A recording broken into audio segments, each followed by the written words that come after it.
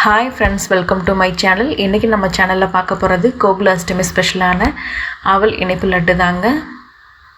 கோகுலாஷ்டமினால அவளை வச்சு ஏதாவது ஒரு இனிப்பு செய்வாங்க. நம்ம ஈஸியான மெத்தடில் சீக்கிரமாக செய்யக்கூடிய அவல் இனிப்பு லட்டு எப்படி செய்யறதுன்னு பார்க்கலாம். நம்ம சேனலை ஃபஸ்ட் டைம் பார்க்குறீங்களா? மறக்காம சேனலை சப்ஸ்கிரைப் பண்ணிக்கோங்க. ஒரு மெஷர்மெண்ட் கப் எடுத்துக்கோங்க. ஒரே கப்பில் தான் எல்லாமே அளந்து எடுத்துக்க போகிறோம். அந்த மாதிரி ஏதாவது ஒரு கப் எடுத்துக்கோங்க. அந்த கப்பில் 2 கப்புக்கு அவல் எடுத்துக்கோங்க. ஒரு கப்பு போட்டாச்சு, இன்னொரு கப்பு சேர்த்துக்கலாம். இதே மாதிரி இன்னொரு கப்பு 2 கப்புக்கு அவல் எடுத்துக்கோங்க. அவல் ஏதாவது தூசி நெல் ஏதாவது இருக்கான்னு பார்த்துக்கோங்க. இந்த மாதிரி கருப்பாக கூட இருக்கும் அவலில், அதில் இல்லாமல் எடுத்துகிட்டு நல்லா சுத்தம் பண்ணி வச்சுக்கோங்க. ஒரு கடாயில் 2 டேபிள் ஸ்பூன் நெய் விட்டுக்கலாம்.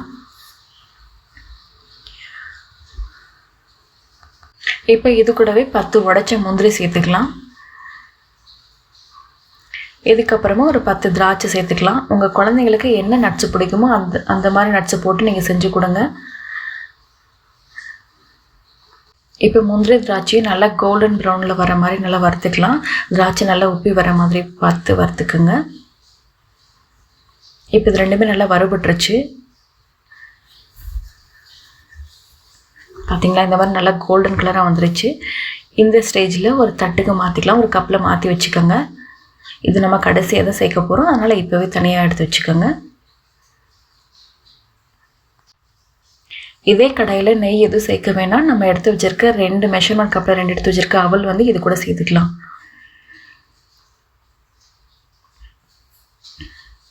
அவளை வந்து நெய்யில் நல்லா வறுத்துட்டு லட்டு பிடிக்கும் போது அவல் லட்டு ரொம்ப டேஸ்ட்டாக இருக்கும்.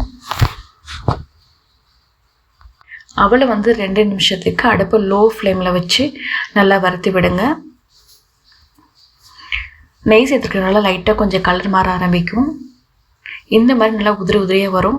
நீங்கள் கையில் எடுத்து உடைச்சி பார்க்கும்போது நல்லா ரவையாட்ட நுணுங்கி வரும். அதுதான் பதம். அந்த மாதிரி இருக்கும்போது ஒரு தட்டில் எடுத்து மாற்றி வச்சுக்கலாம். இப்போ இது ரெடி ஆயிடுச்சு.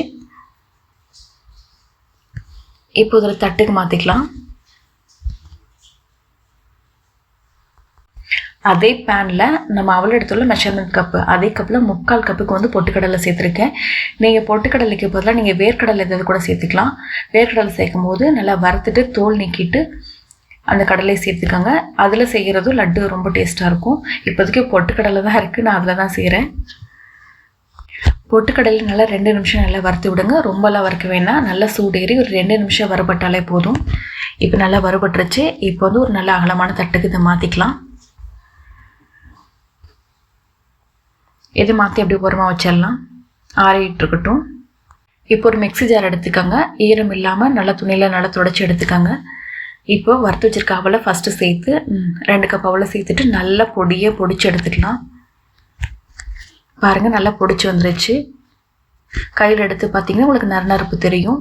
நல்லா சாஃப்டாக பொடிச்சு வந்துருச்சு. இது கூடவே வறுத்து வச்சுருக்க பொட்டுக்கடலை சேர்த்துக்கலாம். வறுத்த கடலை தான் இது. பொட்டுக்கடலை இது கூட சேர்த்துட்டு ஒரு 5 ஏலக்காய், வாசத்துக்கு ஏலக்காய் போடும்போது நல்லாயிருக்கும். இதையும் நல்லா நைஸாக அரைச்சி எடுத்துகிட்டு வந்துக்கலாம். இப்போ பாருங்கள், இதையும் அரைச்சாச்சு. இது கூடவே 3/4 கப்பு வெல்லம், பொடிச்ச வெல்லம். எந்த அளவுக்கு நம்ம பொட்டுக்கடலை எடுத்தோமோ அதே அளவுக்கு சம அளவுக்கு வந்துட்டு நான் வெல்லம் எடுத்திருக்கேன். உங்களுக்கு தகுந்த மாதிரி வெல்லம் கூட்டி குறைச்சி நீங்கள் சேர்த்துக்காங்க. இனிப்புக்கு தகுந்த மாதிரி சேர்த்துக்காங்க. இதையும் நல்லா இப்போ அரைச்சிட்டு வந்தாச்சு. இப்போ நல்லா ஃபைன் பேஸ்ட்டாக வந்துருச்சு. எந்த அளவுக்கு சாஃப்டாக நைஸாக அரைக்க முடியுமோ அந்த அளவுக்கு அரைச்சிக்காங்க. இப்போ ஒரு அகலமான பாத்திரம் எடுத்துக்கோங்க. நான் வந்து அதே கடாயை யூஸ் பண்ணிக்கிறேன். இப்போ நைஸாக அரைச்சது எல்லாமே இந்த கடாய்க்கு மாற்றிக்கலாம். இப்போ ஒரு தாளிக்கிற கரண்டி எடுத்துக்கோங்க. சட்னிலாம் தாளிப்புள்ளையும் அந்த மாதிரி ஒரு தாளிப்பு கரண்டி ஒன்று எடுத்துக்கோங்க. இது கூட 100 mlக்கு நெய் சேர்த்துக்கோங்க. 100 mlன்றதே அதிகம்தான். நீங்கள் 100 ml வந்து சூடு பண்ணி வச்சுக்கோங்க. இது ரொம்பலாம் கொதிக்கலாம் வேண்டியதில்லை.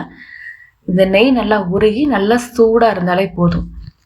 இங்கே பாருங்கள், நல்லா காஞ்சிருச்சு, நல்லா சூடாக இருக்குது. இது வந்து இந்த மாவு கூட சேர்த்துடலாம். வறுத்து வச்சுருக்கல முந்திரி திராட்சை, அது ஃபஸ்ட்டு இது கூட சேர்த்துக்கு நல்லா கலந்து விட்டுக்கோங்க. இந்த மாதிரி கலந்து விட்டதுக்கப்புறம் நெய் வந்து ஃபுல்லாக ஊற்றிடக்கூடாது, கொஞ்சம் கொஞ்சமாக தான் ஊற்றணும். ஃபஸ்ட்டு ஒரு பாதி அளவுக்கு நெய்யை மட்டும் ஊற்றிடுங்க. மீதி நெய்யை வந்து தனியாக எடுத்து வச்சுக்கோங்க. அதுக்கப்புறம் ஒரு கரண்டியில் கூட குறைச்சி எவ்வளோ வருதோ சேர்த்துக்கலாம்.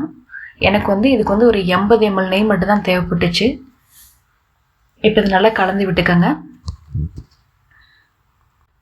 இந்த மாதிரி ஈஸியான ரெசிபி தெரிஞ்சுக்கிறதுக்கு மறக்காமல் நம்ம சேனலை சப்ஸ்கிரைப் பண்ணி வச்சுக்கோங்க. பெல் ஐக்கானும் கிளிக் பண்ணி வச்சுக்கோங்க. இப்போ பாருங்கள் நல்லா கலந்து விட்டாச்சு. நல்லா உருண்டை பிடிக்கிற பதத்துக்கு வந்தாச்சு. இப்போ இதில் உருண்டை பிடிக்க ஆரம்பிச்சிருவோம்.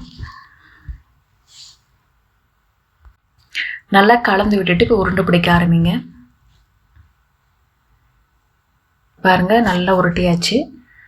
நல்லா அழகான அவல் லட்டு வந்து கிடச்சிருச்சு. மீதி உள்ள மாவில் நல்லா உருட்டி வச்சுக்கலாம். இப்போ மீதி உள்ள மாவில் உருட்டியாச்சு. இதில் எனக்கு ஒரு 13 லட்டு வரைக்கும் கிடச்சிது. நீங்களும் ட்ரை பண்ணி பாருங்கள். மறக்காமல் சேனலை சப்ஸ்கிரைப் பண்ணுங்கள். தேங்க்யூ ஃபார் வாட்சிங்.